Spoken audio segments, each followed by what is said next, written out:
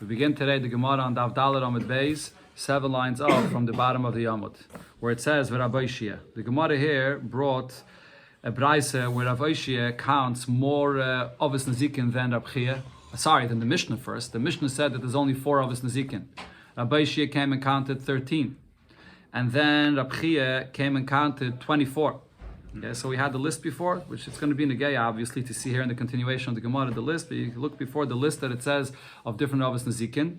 So the Gemara before explained what's the difference between the Mishnah and Rabbi Shia. The Mishnah only counts 4. The Mishnah is talking about the Mammon, which is Mazik, different details the Gemara explains. Rabbi Shia adds more categories. Rabbi Chia adds even more. Keifel, Bava Kama, Ganev, Gazlan, all kinds, Edim Zaymimin, Oynis, Mefatam, Etzeshamra, all kinds of things where a person is responsible for his actions and he has to pay. These are all Avos Nezikin. But Rabbi Chia doesn't mention all of these. Rabbi Shia, that is, doesn't mention all of these. The Gemara will now explain why Rabbi Shia didn't count them. Says the Gemara of Rabbi Shia, my time, Latani Hani. Why didn't Rabbi Shia mention all these Avos Nezikin that Rabbi Chia mentioned? So the first point the Gemara says, B'mamayna Kamairi, because Rabbi Shia mentions only those that you're chayiv for the damage that happened, for whatever you caused, and that's a chayiv of mammon, you have to pay for it. But b'knasa lo kamairi, when the chayiv of paying is just a penalty, for example, kefil, when you have to pay double when you're a ganev, or Bava Kama, when you pay 4 or 5 times as much when you steal and then you slaughter it or sell it, that's a knas. That's more than what you stole. A knas, that's something that Rabbi Shia did not mention. It's a different category. It's both. Huh? It's including both. No, 1 second. There's another thing. Ganev and Gazlan is counted separately. Now the Gemara asks, Ganev and Gazlan, Rabbi Shia, Rabbi Chia, that is. Rabbi Chia does count separately the Geneva, the principle that you have to pay for the Geneva or the Gzela, the Mamaynehu. That is the money that you stole that you have to pay back. So, listening. Rabbi Chia mentioned it, and Rabbi Shia should also mention it. If we're saying that Rabbi Shia mentions everything that's a chiv mammon, so why doesn't he mention that? So the Gemara answers, Ketani le shemichinam v'hashoyel. Rabbi Shia mentioned that one of the Avos Nezikin is a person that is a shomer, he's guarding someone's item, and that includes already Gneva and Gzela. Why? Because one of the halachas by a shomer is that if he comes and claims that this object of yours that I'm guarding got stolen, and then it turns out that it didn't get stolen, he himself stole it, so then that's the same thing as Geneva. That's part of your responsibility, obviously, that you have it and you're going to have to give it back. So a shomer that will claim that it got stolen is the same as a ganev that steals it. Same kind of thing. You have it in your possession and you claim that it got stolen and you really have it. So by Rabbi Oshia mentioning shomer, one of the halachas of shomer is the case where he claims that it got stolen. That already includes the union of Geneva as well. That's why it doesn't mention it. Ashi here says that shoyel over here is that chagav shoyel doesn't come into this because by shoyel you could never pati yourself by saying that it got stolen. If you say it got stolen, you're going to have to pay. Okay, now the Gemara says, if so, Rab Chia nami atonele shemichinam vashoyel. Why does Rab Chia mention Geneva and Gzela separately? Why wouldn't it be included in shemichinam just like according to Rabbi Shia? So the Gemara answers, there's a difference. Tani memayne dasel yade beteire. He counts the category of a shomer where even if he claims that it got stolen, so it's similar to a ganev, but it's not exactly as harsh. It's not the same because he got the object into his possession beheter. The owner gave it to him to guard. That's one kind of a geneva. And then he mentions actual geneva when you go into a person's house and you grab it, you take it, geneva. That's another category of a ganev. The action, it doesn't happen in the same way. The chiyuv is so therefore it's a different source, it's a different av. Says the Gemara Vaita, Eidim Zaymimin. How about Eidim Zaymimin? Eidim that said testimony and they were going to cause damage with their testimony. They came and said that so-and-so owes $1,000. And then they were discovered to lie. So now they have to pay for this damage that they wanted to cause. The Mamaynuhu, this is considered to be a payment which is not a knas, it's a payment of mammon. So, very interesting. So why is it a payment of mammon? They didn't actually cause this damage. It's just something that they intended to do by this testimony. But Rashi here says, this man Da'amid that the Gemara is quoting right now holds that the rule is as follows. When you have a payment which is more than the value of what the damage was, or you have a kind of payment which is set amount that you have to pay, that's called a penalty. Set amount. But if it's a damage that you have to, if it's an amount of money that you have to pay that's not set by the Eidim Zaymimin, it depends what they said in their testimony. that's how much you have to pay. If they said that the Adis that this guy owes $1,000, that's the loss they wanted to cause, they have to pay 1,000. If it was 500, 500. We see over here that it's according to what they said. That's not called a knas. That's based on the amount that they actually tried to cause with their Adis, the loss that they tried to cause. So this is in the category of mamain. It's a monetary payment. So listen, why didn't Rabbi Ishia mention Edom Zaymimin? He shouldn't pay. What? Edom Zaymimin comes along with Elza. You say that he has to pay. No, he doesn't have to pay. Because he No, but we're going back to the first Edis though. The Edom Zaymimin, who's the mazik? The first set of Edis. They're the Edom Zaymimin. They're the ones that are the mazik. Says the Gemara, why didn't Rabbi Ishia say this? Because he actually holds of a different opinion. Savala Rabbi Kiva Da'amar. Rabbi Kiva says, Ein Mishalman al Piyatzman. Rabbi Kiva says that Edom Zaymimin is not mamin. It actually is knas. What's the halacha by Edom Zaymimin? You only pay Edom Zaymimin is kasha zomam when he intended. Edom Zaymimin wanted to cause this loss. But the loss didn't happen actually. After it was already done, there's no din of Edom Zaymimin. It's only what he wanted to do. Rabbi Kiva holds Edom Zaymimin, Ein Mishalman al Piyatzman. What this means is, the rule by knas always is, Maide beknas potter. If you come and admit regarding what you did, and you say, I'm chayiv this knas, you can actually, you pati yourself by that. So over here, if these Edom were found to be Edom Zaymimin, but they never were actually, Bezdin actually never then paskin that they should actually pay. That's another step. That now the Baldin has to bring these Edom Zaymimin into a Bezdin, and to say, now the Edom Zaymimin, you chayiv to pay me. And after they were found to be Edom Zaymimin, they went themselves to a different Bezdin and they were Maida. They admitted about this. They're going to be potter. Why? Rabbi Kiva says that this is a knas. So if it's a knas, therefore, Rabbi Ishia doesn't mention, as we said before, he doesn't mention in the Avos Nazikin anything that's in the category of a knas. But the Gemara has now another question. Isa v'lo Rabbi Kiva. If you're going to say that Rabbi Ishia agrees to Rabbi Kiva, if so, listen, trei gav nishai. Why wouldn't he not count the shar, which is one of the ovis that are mazik? He should say that there's two different kinds of halachas regarding the shar. Where do we see two halachas of a shar? That is shar the azik shar, when an ox gores and damages another ox, and also the listening shar the azik adam. And then there's the shar, an ox that gores and damages or kills a person or damages a person. Why are they different? According to Rabbi Kiva, they're not the same. The Tanan Rabbi Kiva said the following chiddush. Af tam, even a shayr that's a tam. So again, we know regarding a shayr that usually the halacha by a shayr is the first 3 times that it gores, so it's a tam, which means you only pay a chatzi nezek, only half. Only after 3 times, then you pay nezek shalim. But Rabbi Kiva says regarding a shayr which is a tam, the first 3 times, shechaval ba'adam, if it harmed a person, mishalim b'maisa nezek shalim. You pay the difference that comes out nezek shalom. What does this difference mean that he's talking about over here? So Rashi says, you look there in the Mishnah, what it's talking about is when a human being got into a fight with an ox. Not a good idea. They're fighting with each other, and the shayr damaged the adam, he hurt the person, and the adam damaged the shayr. So now the Baal HaShayr is going to have to pay for the hezek that he did to the adam, and the adam himself has to pay for the damage that he did to the shayr. Right, so they have to pay each other. Now, the Rabbi Kiva says when the Adam has to pay for the damage that he did for the shayr, so you have to deduct the difference. So he also got damaged, so for that he has to be paid. So you deduct the difference, but just like the Adam that damages a shayr, he has to pay nezek shalem. So to the shayr, even though it's the first 3 times and he's a tam, he also has to pay nezek shalem. That's the opinion of Rabbi Kiva. So the chiddush of Rabbi Kiva is that the whole entire distinction regarding a shayr, that there's a tam and there's a mu'id, that's only by a shayr that's mazik another shayr. A shayr that's mazik a adam, even the first 3 times you have to pay nezek shalem. It's a different kind of payment. If so, according to Rabbi Kiva, Rabbi Ishia that agrees to Rabbi Kiva should count the shayr as a ava mazik. Two different things. There's the shayr that's mazik a shayr, and there's the shayr that's mazik a adam. It's not the same kind of payment. So the Gemara answers, Hatavre Rabbi Kiva ligzize.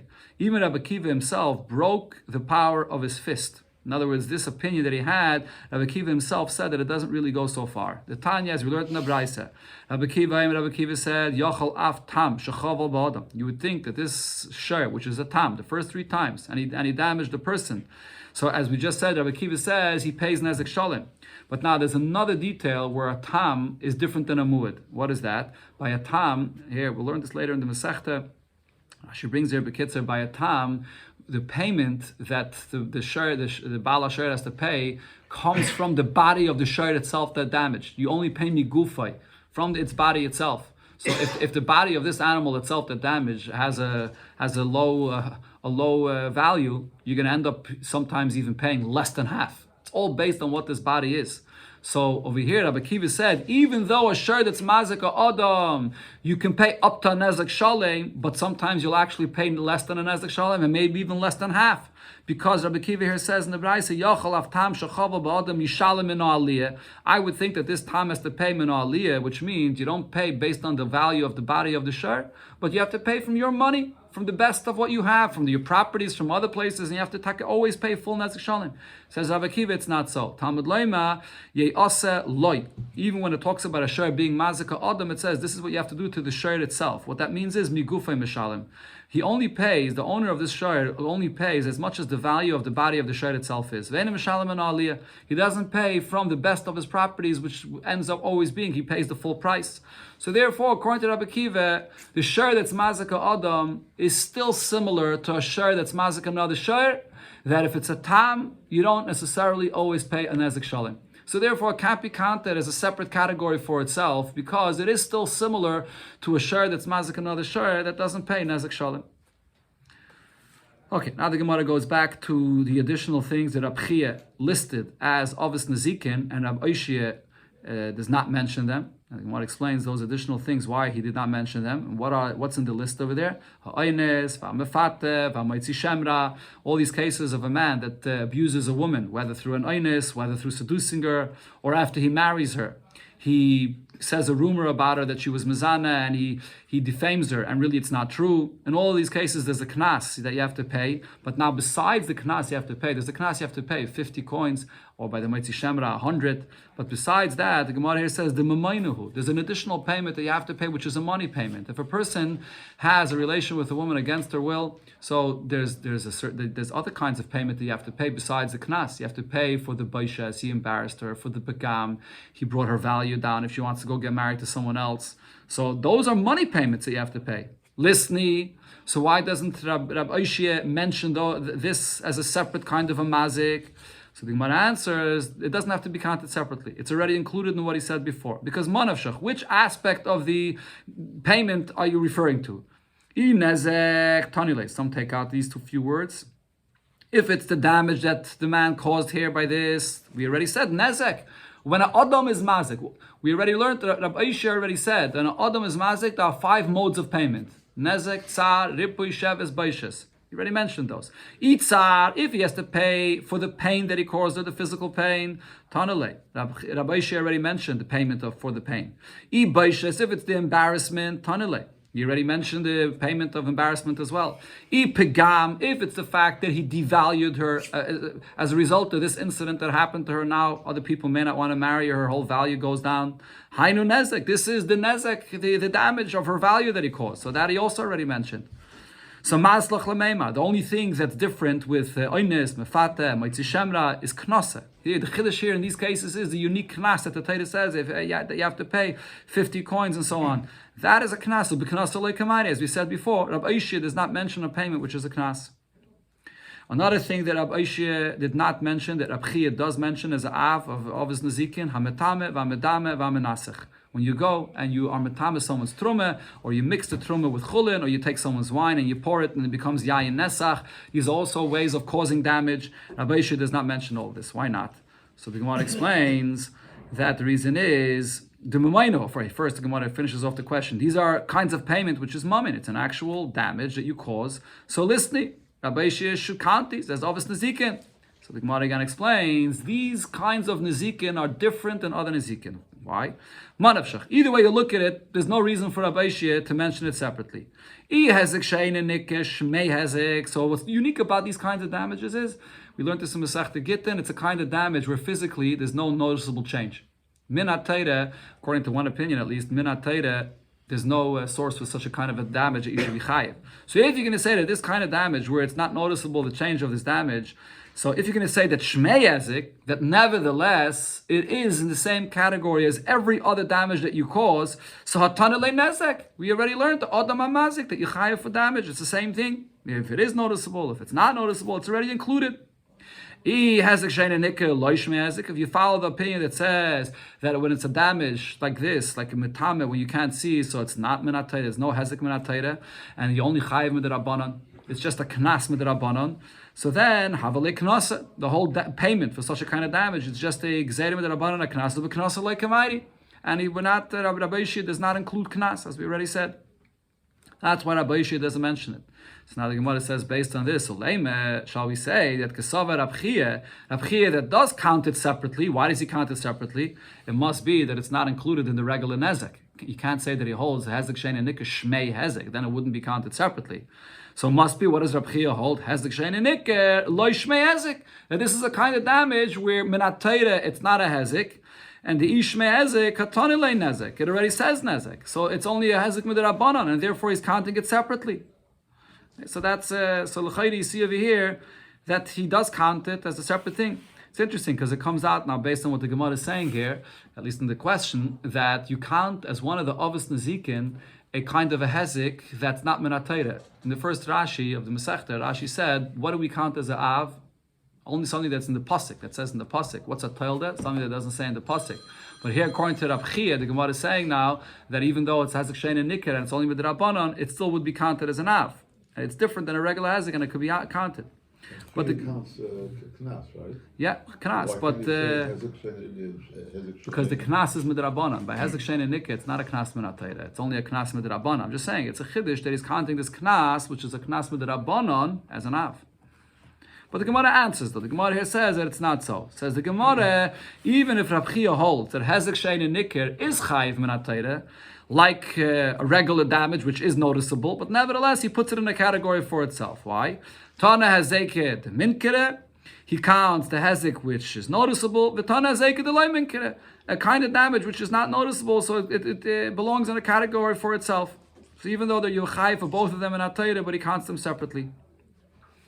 Okay, now the Gemara addresses another point. Now we can understand going. So we have over here three opinions, right? There's the Arba of Nezikin, the Mishnah, 4.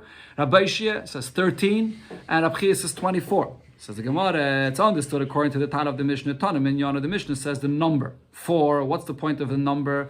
Lemutid Rabbi Yishia. He wants to say 4 to exclude the others. That the other 9, Rabbi Yishia mentions another 9, and the additional ones, he wants to exclude that.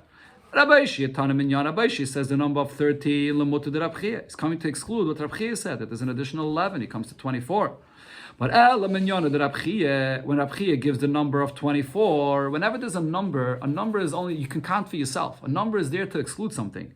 So Lemutimai, what is the number of 24 coming to exclude?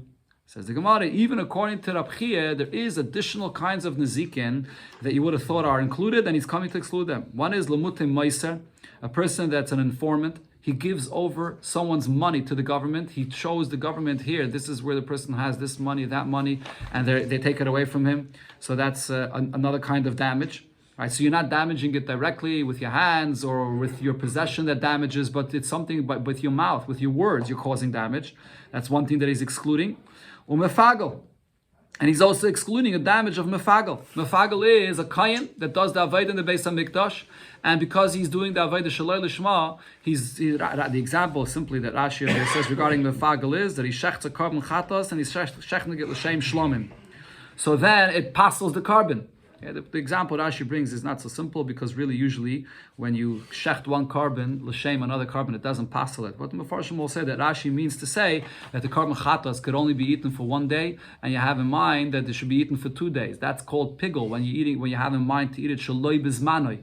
So the whole carbon becomes puzzle. Now you caused a major damage to the owner. He's going to have to buy a new animal, bring a new carbon. So that's another kind of a damage. Those two kinds of damage Rab Chia excludes. He doesn't count it. So the Gemara asks, why Taka did he exclude it? Vilisni, why doesn't he mention it just like he mentioned all the other ones? And says the Gemara, there's a difference. Bishleim and Mefagel, we can understand it. By Mefagel, why it doesn't mention it? Because Bekachim like Kamaidi. Mefagel is unique, it relates to Kachim. By Kachim, he's only talking about damages that's by Chulin, not in the Beis HaMikdash Kachim. Ela meiser, but a person that's an informant, and he shows the government where they can confiscate money from someone, it's a major damage you can cause with this. Why isn't this mentioned? My time Alitani. Answers the Gemara, Shani Meiser. A Meiser is a different kind of damage that he doesn't mention it in the category of all the other damages. The Dibura. This is a damage that's caused by your words. Ubi Dibura like Kamairi. This kind of damage is caused just by words that he doesn't mention. And if so, it would be similar regarding mefagel. You can go back to mefagel. It's also a damage that's caused by machshava or by words that the person. So that's not mentioned. In fact, the Gemara really he doesn't mention a damage that's caused just by words, but v'almoitzi shemra, the diburahu. Moitzi shemra is a person that says about his wife that she was mizana as an eshes and so on. That's also a damage that he causes to her by defaming her or whatever, just by words. Answers the Gemara, V'ketani, and he says it. Answers the Gemara, Dibura de ispe maisahu. There, it's different. The whole thing of Moitzi Shamra is, first he married her, he was boil her, and only afterwards he goes and is Moitzi Shamra on her. So it's not just a dibur. It's different. If a person is just Moitzi Shamra on a woman with words, it's one thing. He goes and he marries with her, and he lives with her, he does a maisa, and then afterwards he goes and speaks against her, that hurts much more. That's much more powerful. So therefore this is a dibur that comes along with a maisa. In fact, the Gemara, but there's another thing that Rab Chia mentioned. Edim Zaymimin. Dibura de lesbe maisa. Edim Zaymimin, they just say false testimony. Over here, it's just words. There's no maisa involved at all. The Katani, and he does mention this. So we see that he mentions that damage is caused just by words. And says the Gemara, Hasam Avakav de lesbe maisa. Even though you're right, the testimony, there's no action in it at all. But Rachmana Kaya maisa, but the Torah refers to it as an action. Like he planned to do. So it's equivalent to an action. That's why that's mentioned. But just a meiser is very bad. A meiser is a terrible thing. But nevertheless, it's not an action, so therefore it's not mentioned. Another thing the Gemara now explains, now another thing, according to the Tana of the Mishnah that says it is 4 Avos Nezikin, so it's understood Tana Avos. The reason he refers to these Avos Nezikin with the term of Avos, fathers, Meklal Dika Teldes, because he's saying that there's an offspring. Each one of these have a derivative. There's a Telde that's similar to the Av. According to Rab Chia and Rabbi Shia, Ovis, Meklaldik, Teldis, the term Ovis means that there's Teldis as well. Teldisayim Mainiu. What are the Teldis of these Ovis here? So the Gemara says the term Ovis that's used here does not necessarily mean that there's Teldis. Omer Rab Chia, Omer Rabavo, that is. Omer Rabavo, Kulon Ke Ovis. All the reason why Rab Shia and Rab Chia use the term Avos is to say that these additional Avos Nezikin have the same halacha as the 4 Avos Nezikin that our Mishnah mentioned. They just use the term to compare. And what is that to compare regarding what? L'shalem emeitav. Just like by the Avos Nezikin mentioned in the Mishnah, when the damager has to pay, he has to pay from the best of his properties. Idis, from the best, as we'll see later in the Gemara about this. And over here as well, when it comes to all the additional Avos and Zikin that are mentioned here, regarding Shoy Mechinam, Edim, Zaymim, and all the other kinds of payment, they also have to pay from the best. How do we know this? What's the source for this? So here the Gemara says in a unique kind of Gzeira Shava. My time, what's the source? Asya, Tachas, Nesina, Yishalem, Kesef. There are 4 different terminologies that the Torah says regarding the 4 Avos Nezikin that are written in the Torah. There's the term of Tachas that it says, Shor Tachas Asher. That's regarding a shor amuid that gores with its horns. Then there's the term of Yishalem, that it says Meitav Sadei Yishalem. That's regarding a shame v'regel that you have to pay for it. And then there's the term that it says Nesina Yitin La'adainav. That's also a term that's used by a shor. And then there's Kesef. This is by a boyer, I believe. It says Kesef Yoshev Lubolov. That's the term that it says regarding a boyer. So this is the 4 terminologies that the Torah uses benigay to the Dal, Dovas, and Zikin. And regarding the Dal, Dovas, and Zikin, they're compared to one another, and it says there clearly in the pasuk Meitav, that you have to pay from Meitav. These 4 terms of Tachas, Nesina, Yishalem, Kesef, that it says by the 4 Avos Nezikin, one of these terms is written in the Torah by all the other Avos Nezikin that Rabbi Shia and Rab Chia mentioned. One of them is mentioned by. So therefore, we make a Gzeira Shava and we learn out that by all the other Avos Nezikin, there's a Gzeira Shava that they also have to pay Meitav. Now she goes through the whole list, all the different psukim, where it says the different terminologies, whether Tachas, whether Nesina or Yishalem and Kesef, by all of the other ones. And that's the only reason why it uses the term Avos, to teach that you compare them for this halacha of Meitav. So I guess the ones that he knocked out, if they have to pay Meitav, they should also be Avos. Things that he said over here, Yeah. because it's only Right. did, but it's only Right. So if you also have to pay over there meitav, I'm not sure if the. I hear. I'm not. Okay, so I'm not sure if over there you have to pay meitav. I don't know. Over here, these ones, Rashi brings the list of the psukim that it says this terminology regarding the ones that we were excluded. Meiser pigel. I don't know if it says there that Arabil Chayr over there does not say one of these terms. Okay, going back to what it said in the Mishnah. So the Mishnah said, Lo yarei asher karei mave, that you have the two nezikin of shayr and mave, and the Mishnah said you can't compare them to one another. Why is the Mishnah saying this? Bava Kama. What's the Mishnah trying to say that you can't compare them? What's the significance of the fact that they're not the same? What the Mishnah is trying to say is as follows. Let the title write one of them, let's say it would write only shayr, and I could learn out mave from shayr. Once I see the title says you're responsible for the damages, so then I would learn one from another. And the Mishnah is saying, no, if the Torah would write shayr, I can't learn out mave from it. Why? Because the nature of shayr and the nature of mave is not the same. And we already had the explanation for this in the Gemara before. There was a machlokes between Rav and Shmuel, what mave is. Either we're saying that you can't compare shein v'regel, or it's saying you can't compare keren and shein, or it's saying you can't compare adam. If mave is adam, you can't compare adam to shein. They're different. The nature of their damage is different, so the responsibility of the person for the damage, you can't learn from one from another. That's what the point the Mishnah is saying. But then the Mishnah, Mishnah says it. what? What's the Gemara saying? No, but the Mishnah is saying, like, how they no, but the Mishnah doesn't spell out though.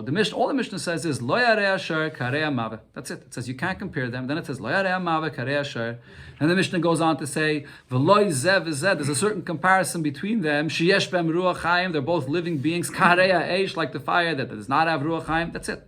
And then the Mishnah just finishes off atzad hashavish ben. They all have a common denominator that it's your money and you have to guard it. But the Mishnah doesn't clearly spell out that the point here is that I would think that the Torah could write one and I could learn the others. The Mishnah doesn't spell it out beferish. The Gemara is saying that's the kavanah of the Tana. Now the next thing, what does the Mishnah say? Loi zev v'zeh sheyesh bem ruach chaim.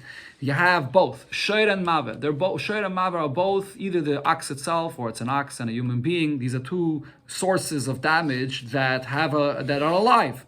So they're both similar in that sense. But you can't learn from both of these to fire because fire doesn't have a ruach chaim. So Bava Kama, what is the Mishnah saying here? What the Mishnah is saying here is as follows. Even if you can't learn out one from one, let's say you can't learn Adam from Shayr or so on, but what would happen if the Torah would write two? Let the Torah write two, Shayr and Mave, and Shayr and Mave are not similar. There's certain differences between them. V'teisi idach minayu, and the other mazikim, let's say Eish, Boir, the other mazikim I could come and learn from these two. That's what I should say. So Rashi spells it out over here. This is how every sad hashava works. If you're going to try to learn out from Keren itself, you're going to say, no, you can't learn out from Keren. Keren has a unique character that it's kavanose lahazik. It's wild, and therefore this is something that the owner should be responsible for. So you can't learn out anything else from there. So I'll tell you, okay, you can't learn out from Keren itself, but how about Shane? So then Shane will prove that even if it does not have kavanah to be mazik, you still chayav. But you can't learn it from a Shane, from the teeth of the animal that's mazik, from that separately either. Why? Because the teeth are unique, that it has a certain hana. The owner could expect that the animal eats, and therefore that's something he knows he has to guard. So you can't learn out from Shane separately. But you can learn out from the tzad hashava. You can learn, if you see the Torah says you chayav for both of them, what's the tzad hashava? That it's your possession, it's your money, and you have to guard it. So I can learn out to other things as well. So you can learn out from these two together. And let's say Eish, you can learn out from here or something else. So on that, the Gemara says, then the Mishnah is saying, Hadar Omar, Chadim etarti lo yasi. You can't learn out one from these two. Why not? Because even though Keren and Shane, the example Rashi brings it, you can't learn out from L'chayda, these two are not similar, but they still have a common denominator that whatever you want to learn out from them, you can't learn out. Why? They both have a Ruach HaChaim. They're both alive. You own something which is alive and moves and walks and goes. You can't learn out fire from there, which does not have that Ruach HaChaim. The responsibility of guarding it is not the same. So you can't compare them. That's what the Mishnah is saying. Now on this, Omar Rave, the Kulu, if you look into what the Mishnah says here, that maybe we should learn out if the Torah would only write two, I could learn out the others from it. Kishad is bar benayu. If you're going to have bar with one more of the Avos Nezikin, Asya Kulu Bameh Atzad, you're going to be able to learn out everything from bar together with one more. lebar mi keren. Besides keren, as the Gemara is going to explain in a second there, why not keren? But so what's the point that the Gemara is saying here? If you take any one of the two Avos Nezikin and you want to learn from them on third or fourth from these two, there's always going to be something unique about these two that you can't learn out the other one from it. Bayer, though, Bayer is very unique. Why is Bayer different? Bayer is the only Av of the Avos Nezikin that does not have any Ruach Chaim. It's not alive at all. It doesn't even move at all. It doesn't have like a fire that the wind takes it and it moves. A Bayer stays in one place where you dig it, and the Torah says you're still chayiv. So the moment you take Bayer and you put it together with any of the other Avos Nezikin, you're going to be able to learn out, and the Tzad HaShavah, you're going to be able to learn out from something else. Rashi goes through the details of each one of the Avos Nezikin. Let's say Mirashi starts off with Bayer and Keren. If you're going to try to learn out from Keren, so we'll say, no, you can't learn out from Keren. Keren is unique, has a kavanah to be mazik. So you'll say, okay, so Bayer Yechiach. Let's prove from Bayer that you're chayiv, even without the fact that it's kavanah silazik. And then you'll say, no, I can't learn out from Bayer. Bayer is also unique. What's unique about Bayer? It's something that right from the beginning, the moment you dig it, in the Rishus HaRabim, it's dog for a nezek. So you can't learn out from Bayer alone either. But Hatzad HaShavish Behen, that is something that you made, and it's considered to be like your money, and if it's mazik, it's chayiv. And therefore anything else is chayiv as well like it, and now there's no pircha to this Tzad HaShaveh. You can't now say that this Tzad HaShaveh, Bayer and Keren, has something unique that you can't learn out something else from it. Because again, Bayer is a unique kind of a mazik that's extremely different than every other mazik. So the moment Torah says Bayer together with Keren, or Bayer together with Shein, or Bayer together with Regel, whichever one you're going to put Bayer together with, you're going to end up having a Tzad HaShaveh which cannot be refuted, and you can learn out the other Avos Nezikin from it. But now the Gemara says, Lebar mi Keren. Besides Keren, you can't learn out from Bayer together with something else from it. Why not? Because Keren is different. Because I can refute and say Keren is when the shoyer damaged with its horn, it's different. Keren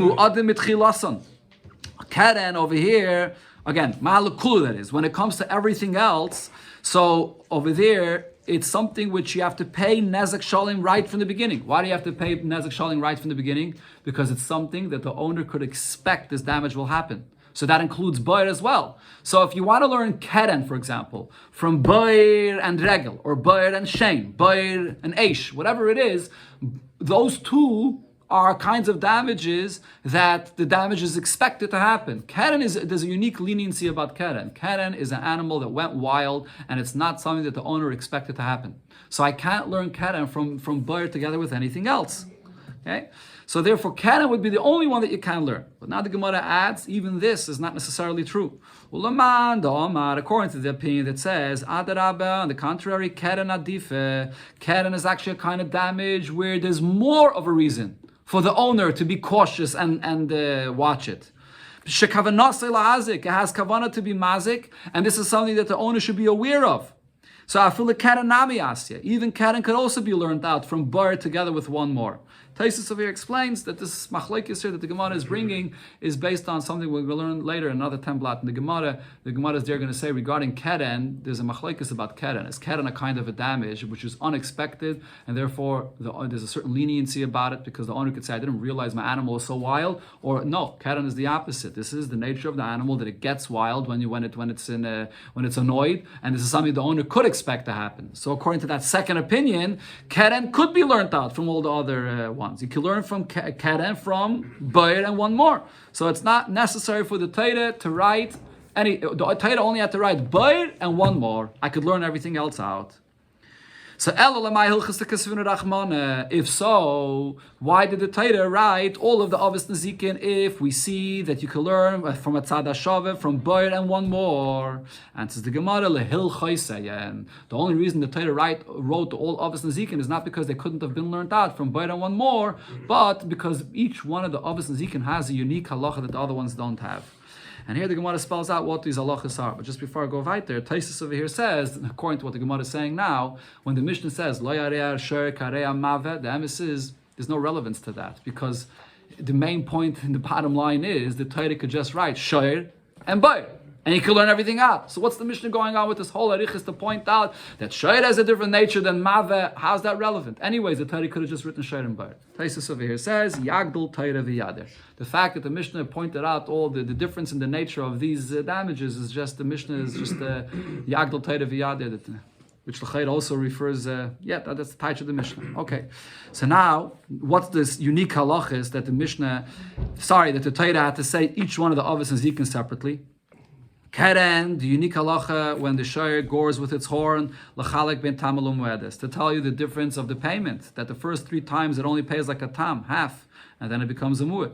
Shein v'regel, the Torah writes the halacha shein v'regel separately. There's also a unique halacha here. L'paitram b'reshus harabim. The halacha of shein v'regel is you only chayiv to pay if it eats or it tramples in someone else's property, not if it happens in the reshus harabim. And we'll see the source for this. The bir b'zdei yacher. Only Gemara later is going to discuss all the details about this.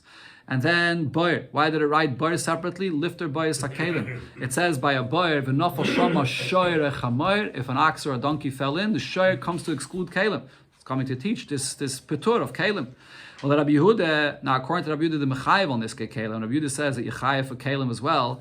The boyer lifter boyer sa'adam. But Rabbi Yehuda will agree that there's something unique about a boyer. You learn out from chamar v'loy adam that if a human being falls into a boyer that someone else digs and gets damaged, then you're going to be potter for that.